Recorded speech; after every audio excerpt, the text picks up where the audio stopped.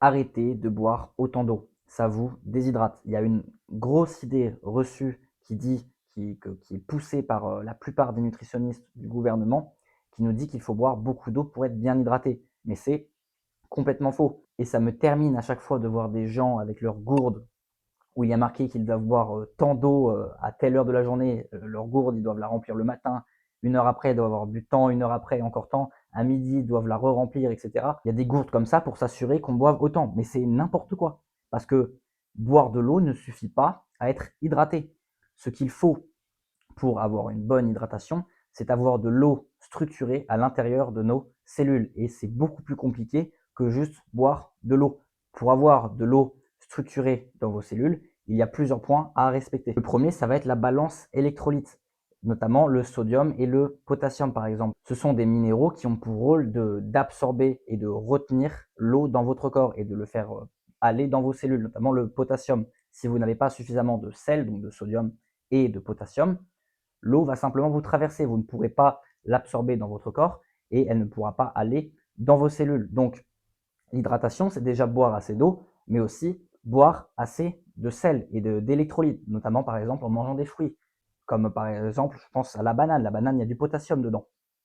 C'est pas juste boire de l'eau. Si vous ne faites que boire de l'eau, vous ne serez pas hydraté. Et donc, le plus simple à ce niveau-là, c'est juste d'écouter ce que votre corps vous demande. Salez vos plats, salez ce que vous mangez au goût. Si vous avez envie de sel, c'est que votre corps a besoin de sel. Si vous trouvez que c'est trop salé, c'est que votre corps en a suffisamment. Il n'y a pas d'histoire qu'il ne faut pas manger trop de sel. Pas du tout, c'est des conneries. Votre corps sait ce qu'il a besoin et il va vous le demander. Donc, salez au goût.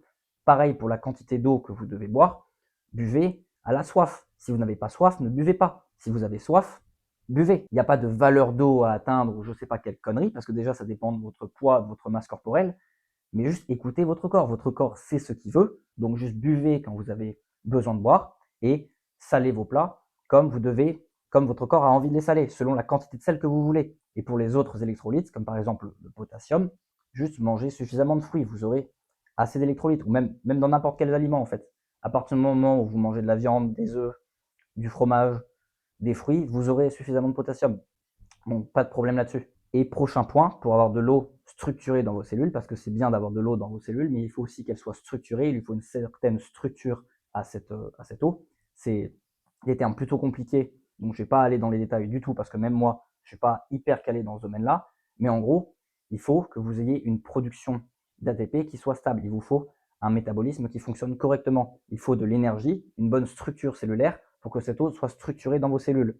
Vous aurez beau consommer suffisamment d'eau, suffisamment de sodium, de potassium et d'autres électrolytes, si votre production d'ATP ne marche pas parce que tout simplement vous ne mangez pas suffisamment ou vous ne mangez pas ce qu'il faut, l'eau ne pourra pas être structurée et vous ne pourrez pas être bien hydraté. Donc le fait de manger suffisamment, de manger les bons aliments qu'il faut, ça va vous permettre d'avoir de l'eau structurée. Et dernier truc qui va vous aider à avoir de l'eau structurée, ça va être les rayons du soleil, notamment les rayons du proche infrarouge. Ces rayons ont pour effet, on va dire, de structurer l'eau dans vos cellules. Les rayons infrarouges peuvent traverser votre peau de plusieurs millimètres, voire même quelques centimètres, il me semble. Et donc ces rayons vont pouvoir toucher les molécules d'eau dans votre corps et vont avoir une action de structure sur ces molécules d'eau. Donc ces rayons vont aider à structurer l'eau à l'intérieur de vos cellules. Donc l'exposition au soleil, et pas forcément au soleil quand il est au zénith, là on ne parle pas des UV, on parle des infrarouges. Les infrarouges, il y en a tout le temps, même quand le ciel est couvert et quand le soleil est bas. Donc juste l'exposition à la lumière extérieure est aussi très important pour être bien hydraté. Et dernier point, certains aliments sont naturellement déjà riches en eau structurée, comme par exemple les fruits. Les fruits sont très riches en eau et cette eau est structurée. Exactement pareil pour la viande. Dans la viande, il y a déjà de l'eau structurée. C'est aussi le cas dans le lait cru, il me semble. L'eau qui est contenue dans le lait cru contient aussi déjà un peu de structure. Ce n'est pas de l'eau libre, comme de l'eau que vous prenez dans une bouteille d'eau. Donc, pour être bien hydraté, vous devez consommer assez d'électrolytes, vous devez avoir une bonne production d'énergie cellulaire, donc avoir un métabolisme qui fonctionne correctement. Et aussi, vous n'avez pas besoin de boire énormément d'eau, notamment si vous mangez des aliments qui sont déjà très riches en eau. Moi, personnellement, je ne bois pas d'eau du tout. Pourquoi? Parce que je mange beaucoup de fruits, je mange par exemple de la viande, des œufs, tout ça, c'est des aliments qui sont aussi très riches en eau. Et aussi et surtout parce que je bois énormément de lait cru. Au lieu de boire de l'eau, normal, je bois du lait cru. Ça me permet en plus d'éviter tous les microplastiques et l'eau du robinet. Donc, c'est un truc en plus. Donc ces recommandations de boire 2 litres d'eau par jour, ça n'a pas vraiment de sens. Si vous mangez, même si vous ne buvez pas de lait cru, si vous mangez énormément de fruits, des œufs, de la viande, vous n'aurez pas besoin de boire autant. Vous verrez que votre corps ne vous demandera pas autant. Sauf si vous faites beaucoup de sport et que vous transpirez beaucoup, bien sûr. Et si en plus vous buvez du lait cru, vous n'avez pas besoin de boire d'eau du tout. Mais pas d'eau du tout. Je suis même sûr que j'ai trop d'eau avec le lait que je bois, les quelques jus de fruits, tous les fruits que je consomme, la viande et les œufs. Donc, au bout du compte, ces recommandations de boire de l'eau sont complètement inutiles. Buvez à votre soif. Et je vous conseillerais même de juste boire du lait cru et pas d'eau, si vous le pouvez. Moi, je bois dans les 1,5 litre, voire des fois 2 litres de lait cru par jour.